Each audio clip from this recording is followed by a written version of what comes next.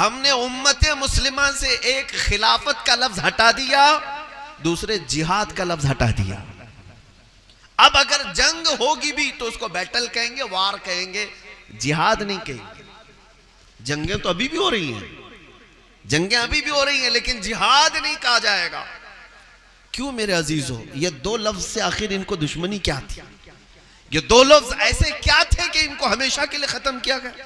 اور آج ان دو لفظوں پر اگر کوئی بولے تو اس کے پیچھے یہ پوری طاقت جھونک دیں گے، پوری طاقت۔ مجھے خبر ہے اس بات کی۔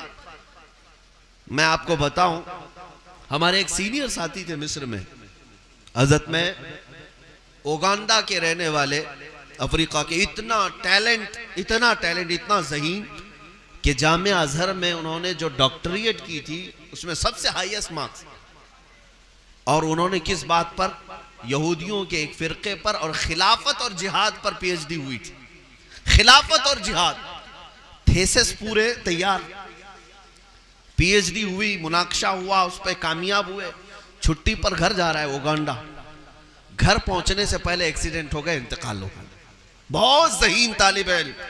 میرے استاد حضرت طہ اویسی صاحب قبلہ فرماتے تھے کہ وہ ایسا طالب علم میں نے پورے ازہر میں دیکھا نہیں تھا، اتنا وہ محبت کرتے تھے۔ بہرحال یہ تو حادثہ ہو گیا۔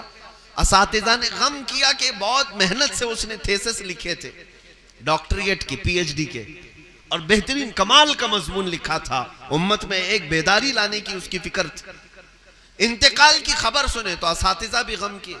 بعد میں آپ کو بتاؤں، لائبریری میں جا کر کے چیک کیے تو کہیں وہ رسالہ ہے ہی نہیں، نہ اس کے تھیسس موجود ہے، نہ اس کی کاپی موجود ہے، کہیں نہیں، سب جگہ سے غائب ہے۔ ایسا کیسے ہو سکتا ہے؟ میرے عزیزو، یہ یہودی لابی ہمارے اندر تک گھسی ہوئی ہے، اندر بڑے بڑے اداروں تک۔ یہ صرف اور صرف علماء سے وہ بات نہیں کہلوانا چاہتے جس سے امت میں بیداری آ سکتی ہے۔ خلافت پر کوئی نہ بولے، جہاد پر کوئی نہ بولے۔ اور میں بولتا ہوں، پتہ نہیں میری زندگی کا کیا بھروسہ ہے۔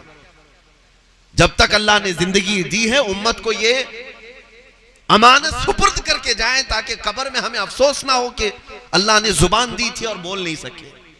ہم تو بول رہے ہیں۔ میرے عزیزو، یہ دو باتیں میں آپ کے سامنے رکھ رہا ہوں، خلافت اور جہاد۔ خلافت کو تو ختم کر دیا گیا پوری دنیا میں، کہیں خلافت قائم نہیں ہونی چاہیے۔ جہاد، اس لفظ کو پروپیگنڈا کر کے یہ دجالی میڈیا نے ایسا بنا رکھا ہے کہ مسلمان بھی ڈرتے ہیں آج بات کرنے سے۔ مسلمان تو مسلمان ہیں، علماء کرام ممبر پر بولنے سے ڈر جاتے ہیں، جہاد کے بارے میں بولیں گے۔ ارے مسجدوں کے متولی اراکین کمیٹی والے مولانا کو ڈانٹ دیتے ہیں، مولانا یہ کون سا ٹاپک چھڑ دیا آپ نے؟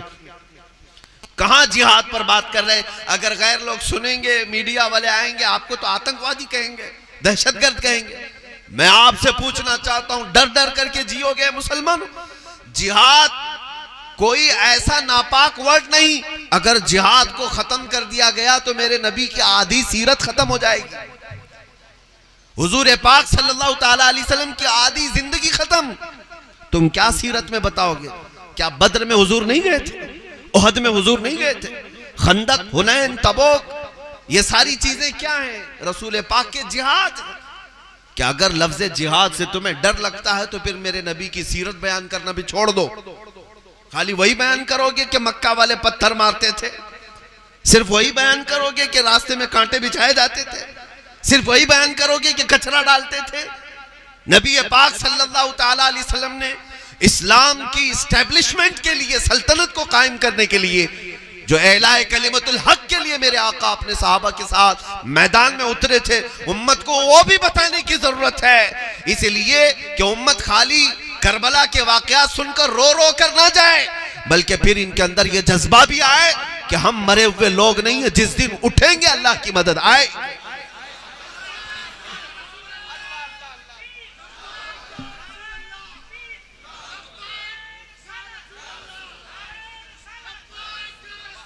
میرے عزیزو، بات میں یہ کر رہا ہوں، سچ ہے کہ نبی پاک صلی اللہ تعالیٰ علیہ وسلم نے